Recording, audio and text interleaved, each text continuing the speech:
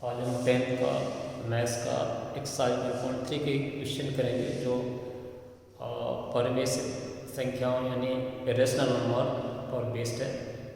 और इसमें हम परिवेश संख्या की परिवेयता घोषित करेंगे। Means irrationality of irrational number, जिसको हमने कल भी डिस्कस किया था। इसको हम कॉन्ट्राडिक्शन मेथड से करते हैं प्रूफ, यानी विरोधाभास एक विधि है उसके द्वारा। तो आइए इसको करते हैं क्वेश्चन को। और इसमें क्वेश्चन है हमारा, हमें सिद्ध करना है कि अनुरूप 5 एक अपरिमेय संख्या है। तो यहाँ हमने कल भी ऐसे क्वेश्चन के थे, हमने मान लिया माना अनुरूप 5 एक परिमेय संख्या है। तो इसलिए परिमेय संख्या है, इसलिए इसको root 5 equal a upon v। यहाँ a v हमारे इंटीजर्स होते हैं, बट यहाँ a v एक तरह से सहअभाज्य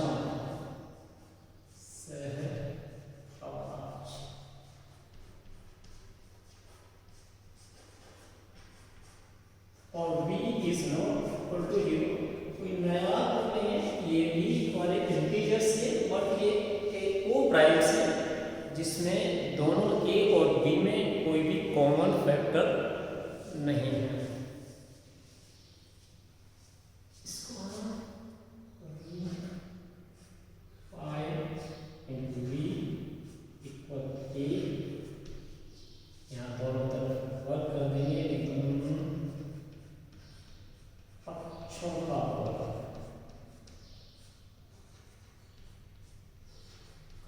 वर्ग करने पर देखिए क्या है, 5v स्क्वायर इक्वल a। एक एक स्टेप को इसको ठीक से देख लेंगे, तभी ये क्लियर होगा, नहीं तो ये कंफ्यूज है। 5b square equal a square. अब देखिए यहाँ थोड़ा सा देखते हैं। 5b square equal a square, b square equal to a square को 5। अब b क्या है हमारा, b स्क्वायर क्या हो जाएगा, एक कोई इंटीजर, कोई पूर्ण संख्या होगी, और वो किसके इक्वल हो जाएगी, a स्क्वायर को 5 के बराबर है। यहाँ अगर हम देखें तो यानी b स्क्वायर किसके बराबर है, a स्क्वायर को 5। ये हमारे इंटीजर है, पूर्ण संख्या है, होल नंबर है, और ये भी हमारा a स्क्वायर बाई 5 भी इसके इक्वल है। इसका मतलब 5 से ये a स्क्वायर विभाजित है, अर्थात इसका मतलब हो गया कि 5 a स्क्वायर को विभाजित करता है, या a स्क्वायर 5 से विभाजित है, कुछ भी लीजिए। अर्थात यहाँ दैट इम्प्लाइज a स्क्वायर 5 से विभाजित है।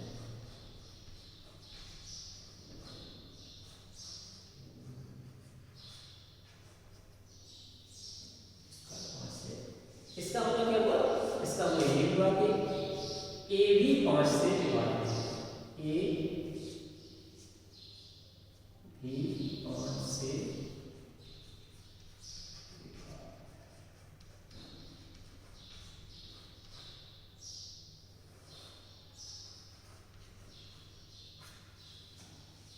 एक तरह में जरूर थी कि p अगर a स्क्वायर को विभाजित करती है तो p संख्या a को भी विभाजित करेगी। तो वही यहाँ है हमारा a स्क्वायर 5 से विभाजित है, तो a भी 5 से विभाजित होगा। अब इसका मतलब क्या होगा, a 5 से विभाजित है, इसका मतलब a 5 का एक गुणांक है। इसमें a इक्वल कुछ भी इसमें 5k, जहां k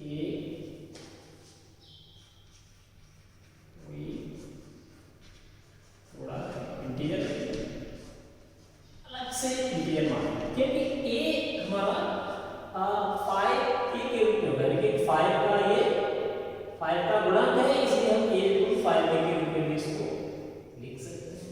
अब a इक्वल 5 के इस वैल्यू देते फर्स्ट में इसको रिप्लेस कर देते हैं a की वैल्यू को समीकरण 1 में रख देते हैं। 1 से क्या हो जाएगा 5b square equal 5a whole square that implies 5b square equal 25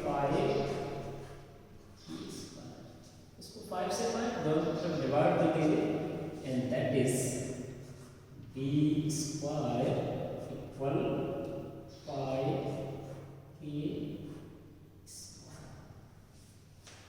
यहाँ पुनः हम ये देखते हैं कि b स्क्वायर किसके इक्वल है 5a स्क्वायर।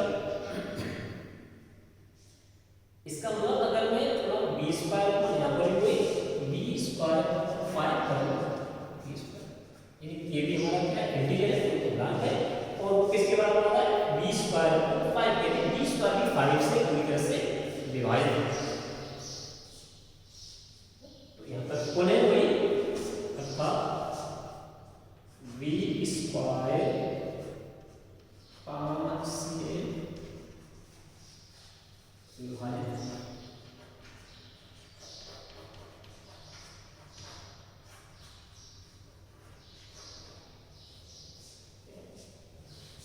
b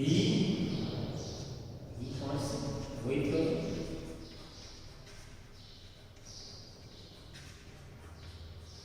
b कौन से।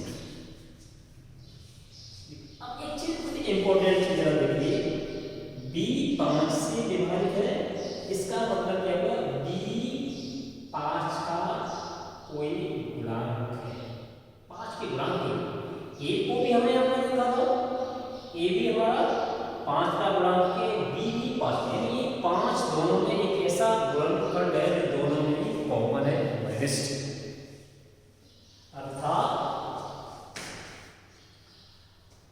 b 5 का एक गुणांक है ठीक है यानी दोनों ही यहाँ से लिख भी सकते हो अर्थात a b दोनों ही 5 के गुणांक मल्टीपल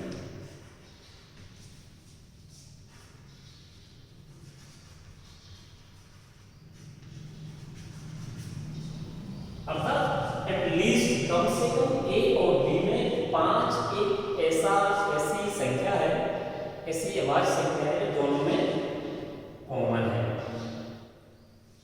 लेकिन यहाँ हमने a b को क्या बनाया ऐसे कंपेयर करें हमने ये माना है इसलिए a b हमारे सहअभाज्य यानी इसमें कोई भी कॉमन गुणनखंड नहीं अर्थात ये में एक क्या है विरोधाभास कॉन्ट्राडिक्शन है यानी हमारी जो एजम्पशन है वो गलत साबित हो जाती है। हाँ एक कॉन्ट्राडिक्शन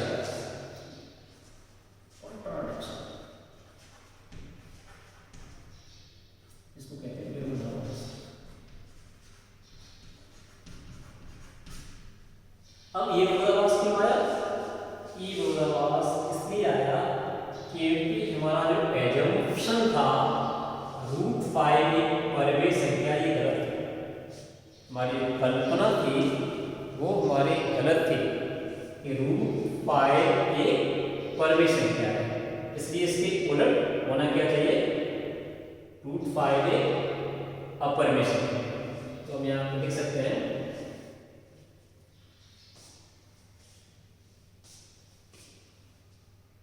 इस विरोधाभास के कारण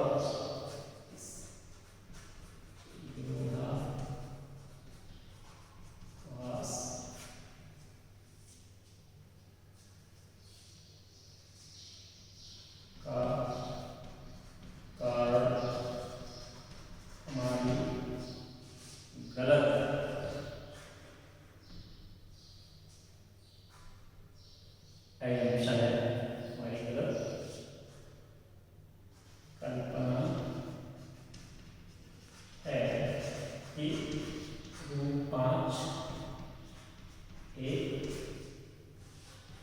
परवीन संख्या,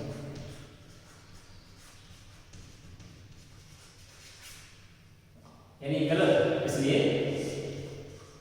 रूट 5 एक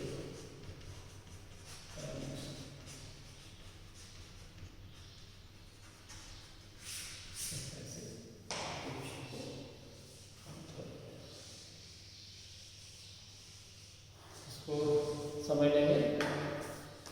नेक्स्ट क्वेश्चन है, एक और क्वेश्चन करते हैं। नेक्स्ट है सी का है क्वेश्चन नंबर 3 का थर्ड पार्ट है, जिसमें पूछा गया है अपरिमेय संख्या 6 + √2।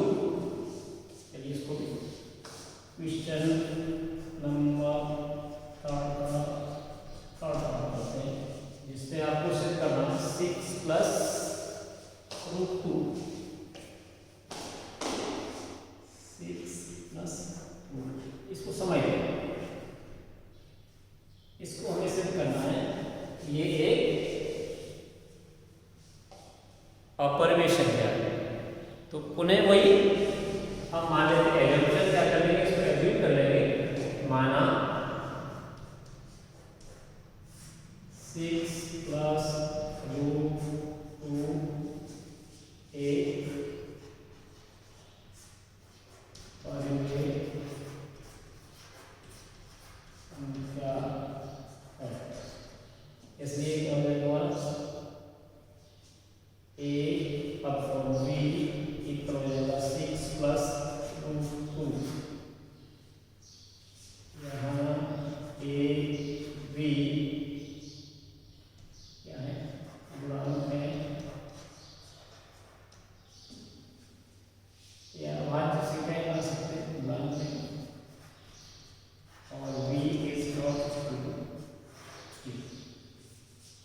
सहभाग भी डाल सकते हैं और पूर्णांक भी लिख सकते हैं। यहाँ पर नहीं क्योंकि यही कंडीशन होती है हमारी परिमेय संख्या। अब यहाँ से देखिए a upon b - 6 equal to √2 लिख सकते हैं। अब हम यहाँ क्या देख रहे हैं, a अपॉन b - 6, ठीक है, यानी ये परिमेय संख्या है और ये 6 भी परिमेय संख्या है, यानी परिमेय संख्याओं एक परिमेय संख्या में से दूसरी परिमेय संख्या सब्ट्रैक्ट हो रही है। तो एक परिमेय संख्या में से दूसरी संख्या परिमेय संख्या को घटाने पर जो प्राप्त संख्या होती है वो हमारी परिमेय संख्या, यानी दो परिमेय संख्याओं का सब्ट्रैक्शन भी परिमेय संख्या होती है। इसे लेफ्ट साइड में जो हम देख रहे हैं ये क्या है, एक परिमेय संख्या। इसका मतलब क्या होगा, दूसरी परिमेय संख्या होनी चाहिए, क्योंकि ये इसके इक्वल लेफ्ट साइड में। अब ये a अपॉन b - 6 परिमेय संख्या है, इसलिए √2 भी एक परिमेय संख्या है। लेकिन हम ये जानते हैं कि √2 पहले से सिद्ध कर चुके हैं। हम जानते हैं √p टाइप की, जिसमें p एक अभाज्य संख्या होती है, जितनी भी संख्या होती हैं वो सभी की सभी अपरिमेय संख्या होती है। इसलिए यहाँ √2 भी एक परिमेय संख्या हमने यहाँ से किया, लेकिन हम जानते हैं कि √2 एक अपरिमेय संख्या है, जो कि गलत है, जो कि गलत है, जो असत्य है।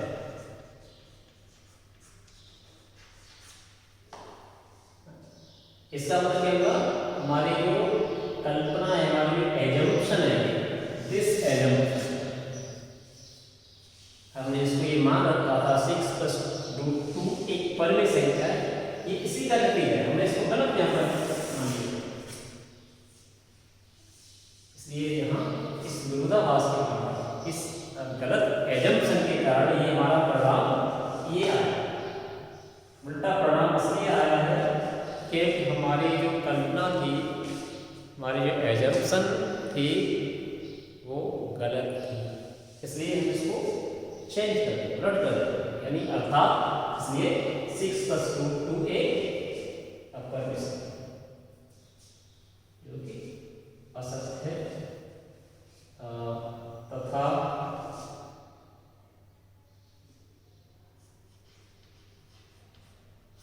यह परिणाम देख सकते हो, यह परिणाम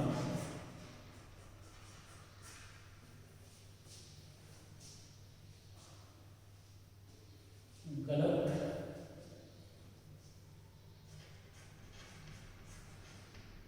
कल्पना जिसमें 6 + 2 को परिमेय संख्या माना गया है, इसलिए हम क्या करेंगे, इसलिए 6 + 2 2 अपरिमेय संख्या।